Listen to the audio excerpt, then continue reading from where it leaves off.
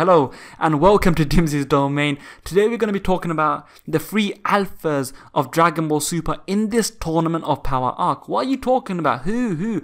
In Dragon Ball... What is an alpha? Well, we have one alpha here and he is none other than World King Kanji. Hello there, how are you? Oh man, that was a compliment and a half. An alpha, bro. I've been missing in action for 4 months. I was far down the list as Gamma, man. You're an Omega, how about that? Even better. Oh. Yeah, so what is an alpha in Dragon Ball Super episode 100, bro? Well, essentially, they are the alpha males. They're the main focus of Dragon Ball Super so far. And that is, of course, Goku. Of course, he's our protagonist. The legendary assassin Hit of Universe 6, as well as Jiren the Grey, who is the latest alpha in this new Tournament of Power. We're going to be talking about how they were utilized and how they came across, especially in Dragon Ball Super episode 100, and the tension, the mystique, the suspense they create moving forward. Everything that was just pretty much built up in their screen time and how well it was utilized. Like, you know, I think we should pretty much just kick it off with the big one that kind of happened during it, which was, you know, Goku's screen time. And a lot of people would, I can just sit there, I can imagine a lot of people are sitting at the keyboard kind of getting ready to comment going, but Kale was an alpha in this. Well, the thing is, Kale wasn't. Kale was built up very well and very quickly in this episode to be a showcase of how powerful Jiren would be. And what they did during that was they also utilized Goku's screen time to make him look like an alpha, but because Goku was the one who was, doing all the stuff with Caulifla and looking really strong and almost kind of helping train her in many ways. And then when Kale comes into it, Kale's like the female Broly and decides to just kind of tank everybody and destroy everything, and Goku is still fighting. And that made Goku look like a badass. And then later on, you get Jiren. I mean, what did you think about Jiren's screen time, bro? Jiren's screen time was very, very special in the way it was utilized in terms of he just said a few lines, we heard him talk finally.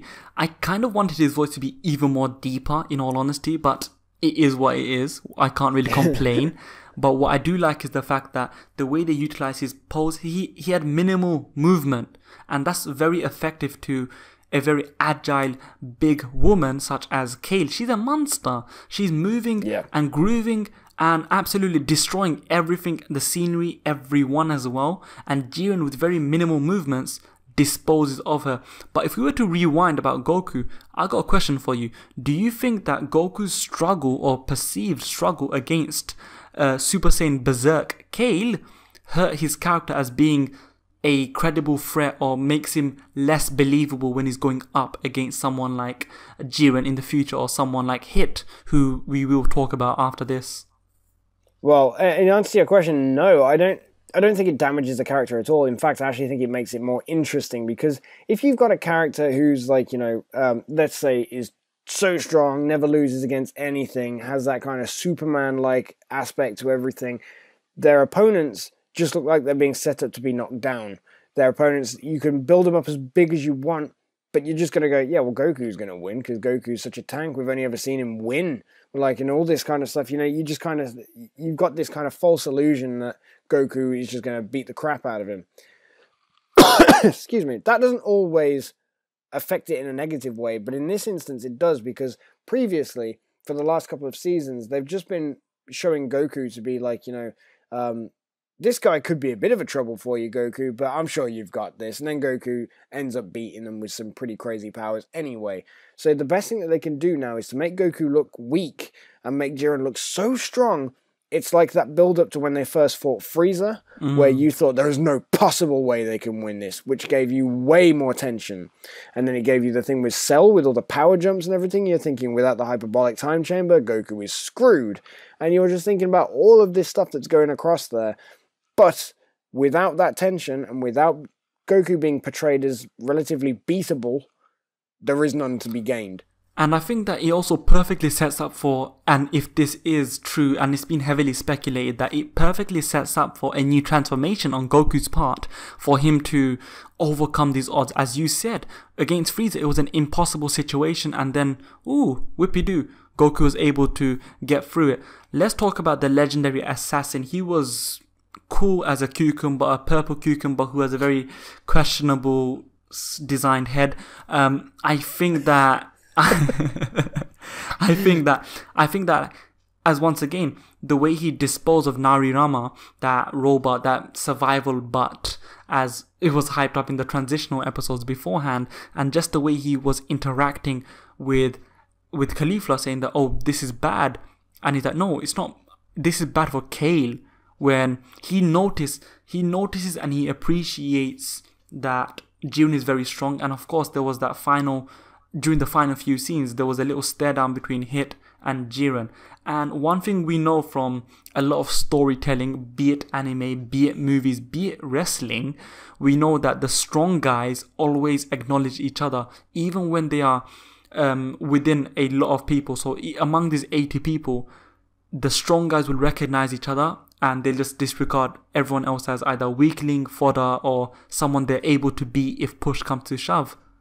What do you think about Hit and just the way he was executed, and how we as the audience go about thinking about him, or how we were to appreciate him going forward? I think with Hit, it's kind of dangerous because you've already had him established so much in the Universe 6 arc, so it'd be so easy to do away with him at this point. Now, usually the Toriyama kind of twist is when you've had a bad guy in an arc, you turn him into a good guy, and then you've got a whole new showcase for him to, like, you know, do good guy things. You can team up with people, support people, and you can't wait to see him fight side by side, that kind of thing. Well, this is actually just rehashing the same bad guy from literally 2 seasons ago. And that's kind of dangerous, which means that I don't think Hit is going to be given so much. Is he a bad guy time. though? Was he a bad guy? Nobody was an antagonist. You know, he was Goku's enemy in the thing. You know, when I say bad guy, I'm just literally simplifying the term. But he was Goku's opponent. He was the antagonist. You don't want him to win. You know what I mean? And that's the kind of point I'm trying to make, is the fact that it's kind of dangerous to just kind of go, you know, oh, here's the same bad guy again. Here's the same antagonist. There is going to be something that's got to be done well. Now, what they did do well was, like I said, Toriyama usually does a spin where he puts a bad guy in a good guy's shoes straight afterwards. You'll notice that they kind of did do that, just not for Goku. They had Hit save Caulifla, which of course he's doing because they're on the same team. But, I mean, like, where was anybody else to try and save Krillin for Universe 7's team, you know what I mean? True. Like, you know, they made him look like a proper good guy, and using the Tokitobashi as a way of saving somebody from being eliminated was ingenious. It was fantastic. It was brilliant. And I think that was a really good way of doing it, because now you've got a bit of, you've got that heroic feeling towards Hit where you're kind of like, okay, dude, that was badass. I cannot wait to see what else you do. So they did use his time quite well when they did that. Especially when he's just walking around with his hands in his pockets as well. One thing though, we've talked about the 3 alphas. If I were to quickly summarize, we see that Jiren, with the very limited screen time he was given, he made it very effective via the limited and very short amount of dialogue. They made us, we, the audience, feel like this guy is a badass, a complete badass. And then you have Goku, who was, of course, he had the most amount of screen time. He was an alpha because he was able to survive Kale. But then the funniest scene for me was when Hit and Jiren was just staring off, and Goku's like, yo, and then Hit just ducks out. It was hilarious. But we've talked about these 3. Are we not missing out one more potential alpha? Where is Vegeta in this conversation? Well, this is a really interesting thing, because I've seen a lot of people hinting at the fact that Vegeta might get eliminated quite early in this competition. Now, a lot of people would be really insulted if that happened. That isn't the only thing that could be concerning, though, because the way they've been building up Gohan, isn't there another one there? There's lots of little ones, because you've got loads of other universes that have got these special hidden characters that are going to pop up later on in the show, especially as we get to those closing minutes of the tournament. It wouldn't surprise me, to be honest with you, if the last, let's say, 10 minutes of the tournament are between 2 people. Because that's typical Dragon Ball fashion, you know what I mean? I think that's definitely the case. And also, it seemed that Vegeta, he wasn't present during the preliminaries. It seems that they might be relegating him to like a second in command status. For example, he fights the second the second tier of each team. For example, he'll fight someone like Toppo or along them lines, but he's not in the main fray, the main top tier main event fight. So that is also somewhat concerning, but at the same time, I'm okay with that. And I shouldn't be, but I am. No, I know what you mean. I mean, they've done a lot with Vegeta's character over the last couple of arcs, but I mean, like, personally, I still feel that Vegeta should have been the one to defeat Zamasu, so, exactly, people should have really seen this coming. There isn't a whole lot you can do. You've got, like, 80 people in this tournament, and somebody at some point is going to have to sit on the back burner so that the other people can be pushed into the spotlight. That doesn't necessarily mean that they're giving up on Vegeta and Vegeta's never going to get another transformation or Vegeta's never going to get this. But in typical Dragon Ball fashion, Goku always gets the transformation first, and therefore Goku will get it, and then Vegeta will get it. And so therefore, because they're on par with each other, we have to appreciate the fact that Goku is probably going to get a new transformation before Vegeta does. On the subject of that, just before we split off, we don't want to divert too much on this video. Yeah. I don't think that the way that they've utilized Goku's screen time is implying the fact he's actually going to get a new transformation. I think that Goku's actually just going to still use blue, and I think he's just going to have to bide his time with his Kaioken carefully. I know a lot of people are thinking, but what about the black hair poster and all this stuff? I think that's something that was just done, and it was done time and time before. We've seen lots of posters of Goku struggling in a fighting stance where he's been battered and he's not a Super Saiyan. And I think the fact that they utilize his screen time to show that he can take a pounding as Super Saiyan and then go Super Saiyan Blue and stand on his feet against a monster like Kale, but still look intimidated, if you get what I mean.